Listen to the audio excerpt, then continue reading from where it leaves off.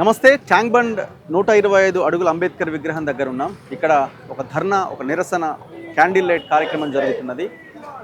దాదాపుగా 19 రోజులుగా ఆమరణ నిరాహార దీక్ష చేస్తున్న సోనం వాంగ్చుక్కు మద్దతుగా దేశమంతా ఒక మూమెంట్ జరుగుతున్నది. దాని మీద మనం మాట్లాడుతున్నాం. ట్యాంక్ బండ్ దగ్గర ఈ నిరసన కార్యక్రమాన్ని కవర్ చేస్తున్నాం. నా ముందు కె శ్రీనివాస్ గారు ఉన్నారు, సీనియర్ జర్నలిస్ట్. సార్ నమస్తే. సో మీరు ఎట్లా చూస్తున్నారు సార్? అంటే జనరల్గా మీ కెరియర్లో కూడా చాలామంది ఆమరణ దీక్షలు చేయడం మనం చూసాము. వాళ్ళు ఒక 5 రోజులు 10 రోజులు చేసిన తర్వాత చర్చలు జరుపుతారు. వినకపోతే ఆ దీక్షను భగ్నం చేసి హాస్పిటల్ తీసుకెళ్తారు, సెలైన్ పెట్టారు, ఏదో రకంగా ఆ మనిషి ప్రాణాలు కాపాడే ప్రయత్నం చేస్తారు.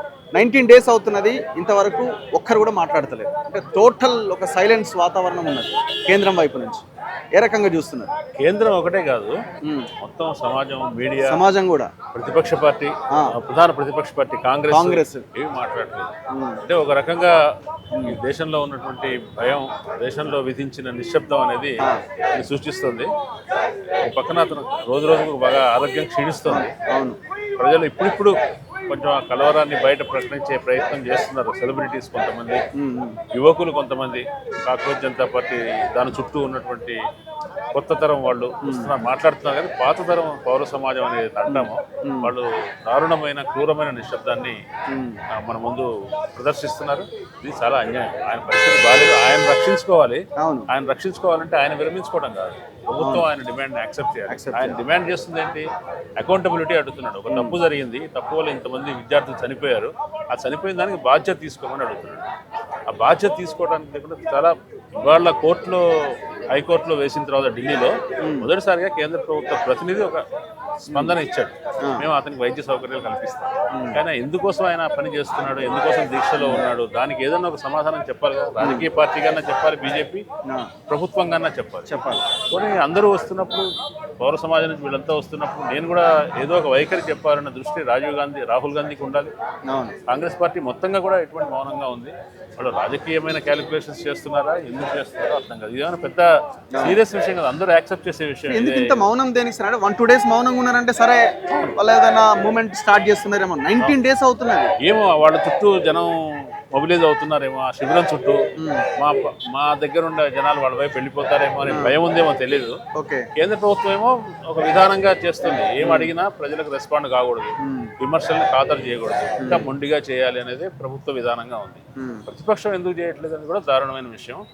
ఇప్పటికైనా ఇన్ని రోజులు అయిన తర్వాత ఇప్పుడు అందరూ మాట్లాడుతున్నారు. ముఖ్యంగా బాలీవుడ్ నుంచి మంచి రెస్పాన్స్ వస్తుంది. హీరోలు కాదు, ఇతర యాక్టర్స్ చాలా మాట్లాడుతున్నారు, యువకులు మాట్లాడుతున్నారు. కాబట్టి ఇప్పటికైనా చలనం రావాలి. వాళ్ళు ప్రతిపక్ష పార్టీకి తన భవిష్యత్తు గురించి ఏమైనా పట్టింపు ఉంటే దీని గురించి మాట్లాడకపోతే భవిష్యత్తు క్షమించదు వాళ్ళు.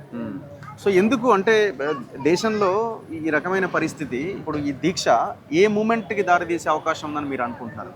అంటే దీన్ని ఒక పొలిటికల్ మూమెంట్ కింద కేంద్రం చూస్తున్నట్టున్నది. నీటు, దాని వెనకాల జరిగిన నష్టము, విద్యారంగము, ఈ చాలా అంశాలు ఉన్నాయి. ఆ కోణంలో వివిధ దేశాల్లో జెన్జీ జనరేషను కొత్తగా ఆలోచించడం, ప్రభుత్వాల మీద నిరసన కొత్త పద్ధతిలో ప్రకటించడం, ఊహించని విధంగా వచ్చి ఒకేసారి వెల్లువలాగా వచ్చి ప్రభుత్వాలు మారిపోవడం లాంటివి జరుగుతుంది కదా. అది కూడా మన దేశంలో రాకుండా అవాయిడ్ చేయాలని ఒక ముందు జాగ్రత్త కావచ్చు.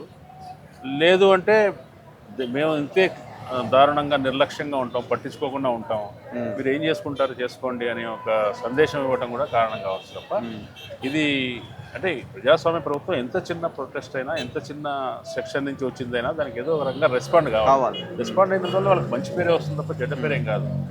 లాల్ బహదూర్ శాస్త్రి ఒకప్పుడు రైల్వే యాక్సిడెంట్ అయితే రాజీనామా చేశారంటే ఆయన ఇప్పటికీ చెప్పుకుంటున్నాం కదా, దానికి బాధ్యత వహించి ఆయన రాజీనామా చేస్తే కొన్ని ప్రజల ఒత్తిడి తీసుకొని కేంద్ర ప్రభుత్వం ఆయన తొలగిస్తే వాళ్ళకే మంచి పేరు కదా. వాళ్ళు మంచి పేరు అటువంటి విషయాలు ఏమీ అక్కర్లేదు. వాళ్ళ అధికారాన్ని సంపాదించుకొని వాళ్ళ పద్ధతులు వాళ్ళకు ఉన్నాయి. ఇక దానికి ప్రజాభిప్రాయాన్ని ఖాతరు చేయాల్సిన అవసరం లేదు. ఎన్నికలు ఎట్లాగైనా మూమెంట్ ఇంకో టర్న్ తీసుకునే అవకాశం ఉందంటున్నారా దేశంలో? ఒక ఇది చిలికి గాలివాన అంటున్నారు, స్వాభావికంగా అవుతుందా అనేది చెప్పలేము. కానీ ప్రజల్లో అయితే సోనం వాంగ్చుక్ వస్తున్న పాజిటివ్ రెస్పాన్స్ చూస్తుంటే, ఆయన ఆరోగ్యం మీద వస్తున్న ఆందోళన, కన్సర్న్ అవుతుంది చూస్తుంటే ఆలోచిస్తున్నారు. దేశంలో జరుగుతున్న పరిస్థితుల్ని, మత వాతావరణాన్ని కల్పించి ప్రజల్ని పోలరైజ్ చేసి అట్లా ప్రజల నుంచి వివిధ వ్యవస్థల్ని కంట్రోల్ చేసి ఈ అధికారాన్ని సంపాదిస్తున్న పద్ధతిని కొందరైనా అర్థం చేసుకుంటున్నారు. బహుశా నేను అనుకోవడం ఇది ఒక ప్రాసెస్, లాంగ్ ప్రాసెస్. నేను అనుకోవడం దానికి ఇది బిగినింగ్. ఇట్లా మొదలైన చైతన్యం ఆగదు, వెంటనే విజయం సాధిస్తుందా లేదా నేను చెప్పలేను, కానీ ఈ ప్రాసెస్ అయితే ముందుకెళ్తుంది. ఒక కొత్త జనరేషన్ చేతిలో కొత్త రకమైన ప్రొటెస్ట్, కొత్త రకమైన ప్రజల యాక్షన్ అనేది ఉంటుందని అంటే ఇప్పుడు ఇంకొకటి ఇక్కడ నాకు ఆఫ్ ద రికార్డ్ తెలిసిన ఇన్ఫర్మేషన్ అంటే ఈ పర్మిషన్ కోసం కూడా వీళ్ళు చాలా కష్టపడాల్సి వచ్చింది. అది మరి అసలు అర్థం కావట్లే, అంటే ఏ ఐడియాలజీ, ఎవరిది ఐడియాలజీ, ఎవరు ఎక్కడ పనిచేస్తున్నారు అర్థం కాని పరిస్థితి. మరి చాలా చోట్ల వాళ్ళు కలిసి పని చేస్తున్నట్టుగా కనిపిస్తుంది, లేదంటే వాళ్ళకు లొంగి పని చేస్తున్నట్టుగా అనిపిస్తుంది, వాళ్ళకి భయపడి పని చేస్తున్నట్టుగా అనిపిస్తుంది. కేంద్రం రాష్ట్రం మధ్యలో ఉన్న అవగాహన కలిసి పని చేస్తుండాలి, వాళ్ళకి వీళ్ళు భయపడుతూనే ఉండాలి. భయపడుతుంటే వీళ్ళ చాప కిందకి నీళ్ళు వస్తే నెక్స్ట్ ఎలక్షన్లో మరి వీళ్ళ అధికారాన్ని కోల్పోవచ్చు. Thank you sir, thank you. Mike so నా ముందు అల్లం నారాయణ గారు ఉన్నారు, సీనియర్ జర్నలిస్ట్. సార్ నమస్తే. నమస్తే. ఇప్పుడు ఈ ప్రొటెస్ట్లో మీరు కూడా పాల్గొంటున్నారు, భాగస్వాములు అవుతున్నారు. ఏం జరుగుతుంది దేశంలో, ఒక మాటలో చెప్పాలంటే ఏం చెప్తారు? దేశంలో ఒక నిరసన తెలిపే వాతావరణం కానీ, నిరసన పట్టించుకునే వాతావరణం కానీ కనబడడం లేదు యాక్చువల్గా. ఎందుకంటే ఇన్ని రోజులు ఒక డిమాండ్ మీద జంతర్ మంతర్ దగ్గర జరగడం ఒక పెద్ద ఆందోళన, దాన్ని పట్టించుకోవడం లేదు. కానీ వాంగ్చుక్ది ఒక నెక్స్ట్ లెవెల్ ఆందోళన. ఆయన విద్యావేత్తగా, పర్యావరణవేత్తగా ఒక ఆల్టర్నేటివ్ కాశ్మీర్లో, లదఖ్లో చేసిన పనులన్నీ కూడా ఆయనను అంతకుముందు అరెస్ట్ చేసినప్పుడు ఒక దేశద్రోహిలాగా చిత్రించింది, విచ్ ఈజ్ నాట్ కరెక్ట్. కానీ మద్దతు వస్తున్నది ఇప్పుడు. ఉదాహరణకి బాలీవుడ్ నుంచి వస్తున్న మద్దతు కావచ్చు, బయట అనేక ప్రజా సమూహాల నుంచి వస్తున్న మద్దతు కావచ్చు, పౌర సమాజాల నుంచి వస్తున్న మద్దతు కావచ్చు. ఇదంతా వాంగ్చుక్ బలం ఒక రకంగా. కానీ ఏ నిరసనను సహించే పరిస్థితి భారతదేశంలో కనబడడం లేదు. ఒకటి దాన్ని విస్మరించడము, లేదా అసలు పట్టించుకోకుండా ఉండడం, లేదా నిర్బంధం ప్రయోగించడం. వాళ్ళకి మొట్టమొదట్లో చాలా ప్రయత్నాలు చేసారు తెలుసు. మరి కాక్రోచ్ పార్టీ పెట్టినప్పుడు, అంటే పెట్టినప్పుడే కాకుండా ఈ నిరాహార దీక్షలు ఇవన్నీ పెట్టినప్పుడు కూడా రాజీనామా మీద ప్రధానంగా ప్రారంభమై ఇవాళకి మనం ఏం తెలుసుకోవాల్సి వస్తుందంటే, దేశంలో ఈ నిరసనకి కూడా ఒక అవకాశం లేనితనము, పట్టించుకోనితనము మునుపట్ల లేదు. వాళ్ళు బండబారిపోయినారనేది అర్థమవుతున్నారు. నిజానికి వాంగ్చుక్ లాంటి వాళ్ళు ఒక యాక్సెప్టెడ్, అంటే ఎవరు వాళ్ళు ఏదో ముద్రలు వేయవచ్చు, కానీ ఒక యాక్సెప్టెడ్ విద్యావేత్తని ఆయన ప్రాణంకి అపాయం ఉన్నా అని కూడా పట్టించుకోకపోవడం అనేది మనం ఊహించని విషయము. అది బండబారిపోయింది ప్రభుత్వం. వాళ్ళ ఎజెండాలో నిరసనలు లేవు, ప్రజాభిప్రాయాలు లేవు, విద్యావేత్తలు లేరు. మొత్తంగా ప్రధాన్ కోసం మొత్తాన్ని బలిపెట్టడానికి కూడా. ఇప్పుడు ఇక్కడ ఇంకొక పాయింట్ ఏంటంటే, జనరల్గా ప్రభుత్వం స్పందించినప్పుడు, ప్రభుత్వం మీద ఒక రకమైన వ్యతిరేక భావం వచ్చినప్పుడు దాన్ని అపోజిషన్ పార్టీస్ ఉపయోగించుకుంటాయి. దాన్ని ఆ మూమెంట్ని వాళ్ళు టేక్ ఓవర్ చేయడానికి అవకాశం ఉంటుంది. కానీ ఇప్పుడు ఇక్కడ చూడండి, మీరు ఏ పార్టీ ఈ దేశంలో, ఏ అపోజిషన్ పార్టీ కూడా మాట్లాడతలేదు. ఆ కాంగ్రెస్ అట్లే ఉంది, మిగతా పక్షాలు కూడా అట్లే ఉన్నాయి. ఆయా రాష్ట్రాల్లో బలమైన మూమెంట్ని తీసుకురావచ్చు కదా, అంటే ఎందుకు చేయట్లేదు? ఇది ఎంత పెద్ద ఆశ్చర్యంగా ఉన్నదంటే, పొలిటికల్ పార్టీస్ ఒక్కటి కూడా పట్టించుకోకపోవడం ఒక ఆశ్చర్యము. ప్రతిపక్షంగా ఉన్న రేపు పొద్దున ఈ అవకాశాలన్నీ చేజిక్కించుకోవాల్సిన కాంగ్రెస్ పార్టీ అసలే పట్టించుకోకపోవడం, కాంగ్రెస్ పార్టీ తరఫున కనీసమైన రిప్రజెంటేషన్ అక్కడికి పోకపోవడము, ఒక మనిషి కూడా పోకపోవడం, ఒక ఎస్పీ పార్టీ మాత్రమే పోయినట్లు, అఖిలేష్ వాళ్ళ భార్య కూడా వెళ్ళింది. మిగతా పౌర సమాజం తప్ప బాలీవుడ్లో కదలిక వచ్చింది ఆశ్చర్యంగా. త్రీ ఇడియట్స్లో ఉన్న ఒక విలన్ పాత్రధారి, మీకు తెలుసు, అది అమీర్ ఖాన్ మీద కూడా స్పందనలు వచ్చినాయి. అప్పుడు బాలీవుడ్లో నసీరుద్దీన్ షా ఇట్లాంటి వాళ్ళతో పాటుగా కొంత యాక్సెప్టెడ్. సరే, నసీరుద్దీన్ షా ఎప్పుడైనా ఈ వలయం బయట ఉన్నవాడే, కానీ వేరే వాళ్ళు కూడా బాలీవుడ్ నుంచి వస్తున్న ఒత్తిడి ఉంది. ఇది కూడా 4-5 రోజుల నుంచి బిగినైంది. ఆ ఒత్తిడితో పాటు కొంచెం దేశవ్యాప్తంగా ఈ పౌర సమాజాలు కొంత కదలిక కనబడుతున్నది. ఆయనని సేవ్ చేసుకోవాలంటే ఇది ఒక్కటే మార్గం. ఎందుకంటే ప్రతిపక్షాలు కూడా ఎక్కడో ఈ విషయంలో వాళ్ళకి ఏదో ఇబ్బంది ఎందుకు ఉన్నది అంటే, కాక్రోచ్ పార్టీ వలన, లేకుంటే వాంగ్చుక్ దాంట్లోకి పోవడం వలన. ఈ రెండు వేరు కాదు. వాంగ్చుక్ అక్కడికి ప్రధాన్ రాజీనామా కోసం పోయింది నిజం. ఎందుకంటే ప్రధాన్ రాజీనామా కానీ, పరీక్షా వ్యవస్థ కానీ, ఈ రెండు నేషనల్ పరీక్షా వ్యవహారం కానీ మారాలనేది అందరి కోరిక. ఇది ఒక లక్షలాది మంది తల్లిదండ్రుల కోరిక. అంటే నిజానికి కూడా అప్పుడు జరిగినప్పుడు, ఆ టెస్టులు జరిగినప్పుడు వచ్చిన అభిప్రాయం అంతా ఇట్లాంటి రూపం తీసుకున్నది. కానీ దీనికి కనీసమైన స్పందన లేకపోవడం ఆశ్చర్యంగా ఉన్నది. ప్రతిపక్ష పార్టీలు పట్టించుకోకపోవడం అనేది ఒక దుర్దశ ఓ రకంగా. ఎందుకంటే వాళ్ళు స్పందించినప్పుడు కనీసం ప్రతిపక్షాలలో రావాల్సి ఉండే, పట్టించుకోవాల్సి ఉండే. ఇది ఇంకొక రూపం తీసుకోవాల్సి ఉండే. సో పబ్లిక్కి మీరు ఏం పిలుపునిస్తారు? ఇక్కడ ఏం జరుగుతుంది అంటే ఇమీడియట్గా రేపు పొద్దుగాల ట్రోల్ స్టార్ట్ అయితే మీ ఫోటో నా ఫోటో ఇక్కడ ఉన్న వాళ్ళందరూ అందరూ వేరే చైనా నుంచి వచ్చారు, చైనా ప్రధానమంత్రి 10 ఫోటోలు కలిపి ఇక ఒకటి పెట్టి ఇక ఒకటి స్టార్ట్ అవుతుంది. రేపు పొద్దుగాలకి ఆల్రెడీ నిద్ర బోరిగా నిద్ర పోకుండా దీని మీద ఈ టాస్క్ మీదనే ఉంటారు. సో పబ్లిక్కి మనం ఏం పిలుపునివ్వాలి? పబ్లిక్ నిజానికి దీన్ని అర్థం చేసుకోవాల్సి ఉంది. ఉదాహరణకి ఇంతకుముందు జరిగిన దేశద్రోహి వ్యవహారమే తప్పు. చాలా ఆయన అన్యాయంగా అరెస్ట్ చేసి అదంతా జరిగింది. ఓకే, మీరు ఎంత వేరే విషయాల గురించి మాట్లాడినా, మతాల గురించి మాట్లాడినా, ప్రభుత్వాలు మతాలమైనా కూడా ఇక్కడ జరుగుతున్న విషయం మీకు అందరికీ తెలియని విషయమైనా తెలిసిన విషయమైనా వాంగ్చుక్ అనేవాడు ఒక ఆల్టర్నేటివ్ విద్యా సంస్కరణల కోసం ప్రయత్నం చేసినట్టు, విద్యా వ్యవస్థ గురించి ప్రయత్నం చేసినట్టు, అట్లాగే లదాఖ్ గురించి స్థానిక సమస్యల గురించి కొట్లాడిన ఒక మనిషి, అట్లాంటి అతనిని ఆపాదించడం అనేది, అట్లాగే ఆయన వెంబడి ఆయనను కనీసం బతికించుకుందామని అనుకునే వాళ్ళని ముద్రలేయడం అనేది దురదృష్టవశాత్తు భవిష్యత్తులో ఈ దేశం ఎడిపోతుందో తెలియజేస్తున్నది.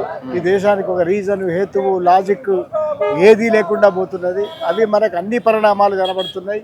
ఇటీవల జరుగుతున్న దాడులు, చర్చలు, మీరు అన్నట్టుగా అందరినీ గంపగుత్త పెట్టి చైనాకు అమ్మడము, చైనా మనుషులు అనడము, గంపగుత్తగా ఫోటోలు వేసి వీళ్ళంతా అదే సరుకు అనడం, ఇట్లాంటివన్నీ జరిగే అవకాశం ఉంది. కానీ భారతదేశం నిలబడాల్సి ఉన్నది. ఇది ఒక వైవిధ్యపూరితమైన దేశం. ఇది సమాజాలు, పౌర సమాజాలు నిలబడాల్సి ఉన్నది. ఒరిజినల్గా మౌలిక వ్యవస్థలుగా ఉన్న భారతదేశం మళ్ళీ మనం నిర్మించుకోవాల్సి ఉన్నది. ఇట్లాంటి వాళ్ళ బెడదను వదిలించుకోవాల్సి ఉన్నది. సో ఇంతకుముందు బండి సంజయ్ గారు ఒక స్టేట్మెంట్ ఇచ్చినారు, మేము ఆ బొట్టుకు సంబంధించి మేము ఖచ్చితంగా బడుల్లో బొట్టుని తప్పనిసరి చేస్తాము, ఇంకోటి ఇంకేదో తప్పనిసరి చేస్తామన్నారు. బొట్టుతో పాటు స్కూళ్ళల్లో రెండు సంథింగ్, సో అవి తప్పనిసరి చేస్తాము అని చెప్పడం జరిగింది. సో దీన్ని ఎట్లా చూస్తున్నారు మీరు? జిహెచ్ఎంసీ ఎన్నికలు అంతకంటే చూసేది ఏముండదు. కానీ వీళ్ళ ప్రయోజనాలన్నీ తాత్కాలిక ప్రయోజనాలు. ఇప్పుడు బొట్టు పెట్టుకోకుండా ఎవరు ఉంటారు? ఎవరు వద్దంటారు? స్కూల్కు బొట్టు పెట్టి పంపుతారు, లేదా బయట బొట్టు పెట్టుకుంటారు. బొట్టు అనేది ఒక అమ్మాయిల గాజులు ఖచ్చితంగా ఉండాలన్న, అమ్మాయిల గాజులు, బొట్లు, వీళ్ళు కొత్తగా చెప్పేది ఏం లేదు. కానీ దాన్ని ఒక ఇష్యూ చేస్తారు. ఎందుకంటే స్కూళ్ళల్లో అందరి మతాల వాళ్ళు ఉంటారు కదా, అన్ని మతాల వాళ్ళు ఉన్నప్పుడు ఇది మనం ఈ మతాన్ని మనం అధ్యస్తున్నాం అనే ఫీలింగ్లో ఉంటారు. అంటే ముస్లింలు లేదా మైనారిటీలు ఇట్లాంటి వాళ్ళను ఉద్దేశించి అన్నట్టుగా వాళ్ళు భావిస్తుంటారు. కానీ బొట్టు అనేది అందరూ పెట్టుకుంటారు. దానిలో వింతేమునైనా బొట్టు పిలిపియడం ఏంటి అనేది జిహెచ్ఎంసీ ఎన్నికల ప్లాంక్ తప్ప అది మరోలాగా అర్థం చేసుకోవడానికి ఏం లేదు. వాళ్ళు ఇక పెంచుతారు ఇట్లాంటివి. మీరు అన్నట్టుగా వీళ్ళందరినీ ఒక గాటగట్టి ప్రచారాలు చేయడము, ఇక వీళ్ళ మీద ముద్రలు వేయడము, అంటే వీళ్ళు పనికిరాని వాళ్ళని బయట పిక్చర్ చేయాలి. ఎందుకంటే వీళ్ళు చెప్పేది ఏం నమ్మకండి మీరు, వీళ్ళంతా దేశద్రోహులు లేకపోతే మతద్రోహులు, హిందూ మత వ్యతిరేకులు, వాళ్ళు వినట్లేరు. కానీ ఇది మాత్రం ఖచ్చితంగా రాజకీయమైన ప్లాన్. అంటే బొట్టు ఇంకా చాలా వచ్చే అవకాశం. మొలతాడు అయిపోయింది, బొట్టు వచ్చింది, బొట్టు ఇట్లాంటివి ఉంటాయి కదా. ఇంకా మళ్ళీ అక్కడ ఉన్నది కదా, ఇప్పుడు అది కూడా తెస్తారేమో, ఎన్ని చేస్తారో తెలియదు. కానీ వాళ్ళ ఉద్దేశం మాత్రం స్పష్టంగా. ఇప్పుడు బొట్టు పెట్టుకొని కూడా నటించే వాళ్ళు ఉంటారు. ఆ రకంగా అసలు అంటే వాళ్ళన్న ధర్మం ప్రకారం పోని వాళ్ళు కూడా ఉంటారు కదా. అంతే కదా, మరి వాళ్ళని ఎట్లా కనిపెడతారు? మరి అసలు భారతదేశంలో కొత్తగా మాట్లాడుకుంటున్నాం, చాలా ఆశ్చర్యంగా ఉంటుంది. ఇక్కడ నాస్తిక వ్యవస్థలు వర్ధిల్లినాయి, నాస్తిక వ్యవస్థలు ఉన్నాయి, ఓరడంత చరిత్ర ఉంది వాటన్నిటికీ. మతం ఒక్కటే ఎప్పుడూ లేదు ఇక్కడ. సరే మతం ఉంది, ఎవరు కాదంటున్నారు? హిందూ మతం కాదని ఎవరు అంటున్నారు? అందరు హిందూ మతస్థులు అని చెప్పుకుంటారు. కానీ హిందూ మత రాజ్యం కాదయా, దాన్ని మీ మతానికి పరిమితం చేయండి. వ్యవస్థల్లోకి, రాజ్యంలోకి, ప్రభుత్వాల్లోకి మతాన్ని ఎందుకు, ఓట్లలోకి మతం ఎందుకు వచ్చిందని ఒక ఆయన సనాతనవాది ప్రశ్నిస్తున్నాడు. నిన్నడో మొన్న వీడియో చెప్పుతో కొట్టిరు ఆయన చెప్తూ కొట్టిరు. అంటే అట్లాంటి ట్రీట్మెంట్ ఇస్తూ మీరు దేశాన్ని ఏదో కాపాడుతున్నామని హేతువు లేదు, లాజిక్ లేదు. ఇది ఒక రకంగా రైటిస్ట్ ఐడియాలజీలో రుణద్రిభం అయిపోతుంది అని అంటారు కదా, అట్లా పోతున్నది సమాజం. సమాజమే మేల్కోవాలి, మన మౌలిక వ్యవస్థలు రక్షించుకోవాలి, మనం ఏంటో తెలుసుకోవాలి. అంతకంటే మించి ఏం లేదు. మనం మత విద్వేషణము కాదు, మతం దాని జాగాలో అది ఉంటుంది. మీరు పాలిటిక్స్లోకి ప్రభుత్వాల్లోకి తేకండి, అంతే సింపుల్.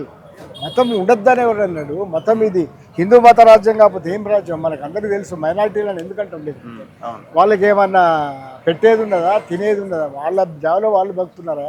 బతకనియండి. భారతదేశం ఇట్లాంటి మతం ఇట్లన్నీ కలిసి బతుకుతున్న ఒక దేశం అని మనం చెప్తున్నాం. ఇది మంచి అభిప్రాయమే, కానీ అది కూడా వినడానికి సిద్ధంగా లేరు.